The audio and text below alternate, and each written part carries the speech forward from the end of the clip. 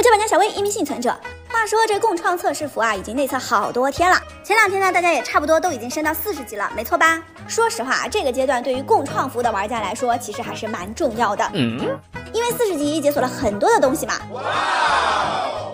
除了配方台的武器装备之外，还解锁了装备进阶和异变核心。装备进阶这一块呢，咱就先不讲了，因为我目前还不能做40级的装备，没有40级的装备就没办法去洗进阶。我身上又都是抽到的 A 版，也不能洗，所以这一块暂时就没有办法帮大家来解读了。另外一个就是异变核心了。话说这块呢，其实跟正式服的区别也不是很大，但有个重点是大家必须要知道的，那就是异变核心是有上限的，不管金的、紫的还是蓝的，通通只能升到5级，就不能再升了。说实话，我个人认为啊，这个改动还是可以接受的。当然了，虽说异变核心是个氪金点是不错，但是5级这个上限，我感觉设定的还是挺合理的。因为就算你不氪，只用副本打来的宝箱白嫖，你也是可以升到5星的，而且还没什么难度。不像正式服，你不氪金把核心拉到12星，那就是有差距。共创服的话，基本是可以忽略掉这部分战力差距的。而且异变副本40级就有了，不氪金就慢慢攒呗，对吧？接下来咱们再来讲讲赚金条方面的东西啊。来，啥也不说了，先给大家看样东西啊。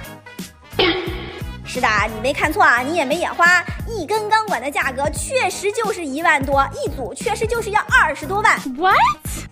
离不离谱啊？就问你们离不离谱吧。所以现在你们知道玩共创服该选什么职业了吧？伐木、挖矿、采麻、护甲、枪械这5大职业，到时候你随便选哪一个，绝对都可以发家致富，好吗？真的，来共创服千万别上来就选个战斗职业啊，千万别。原因是什么？相信我不说，大家也应该都懂的。没错，那就是进化武器的消失所导致的。因为现在大家在只能用版本武器的情况下，这些职业专属品的需求量就会大大增加。而且这个制作链是环环相扣的，比如你想做武器就要买枪械的钢管吧，但你想做钢管就要买伐木的阔树叶和矿工的硅金矿，你想做暴徒就得去买护甲工的皮革，你想做皮革就要去买采麻工的黄麻杆，这样的话就变成了大家彼此之间都是各有所需的，就形成了一个良好的货币流通，平民玩家也有玩下去的理由了嘛，对吧？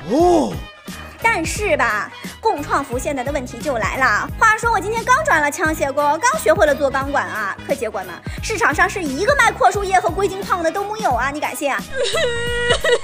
话说有没有哪位好心人能赶紧上架点这些材料啊？我还等着穿暴徒拿 AK 呢，在线等挺急的。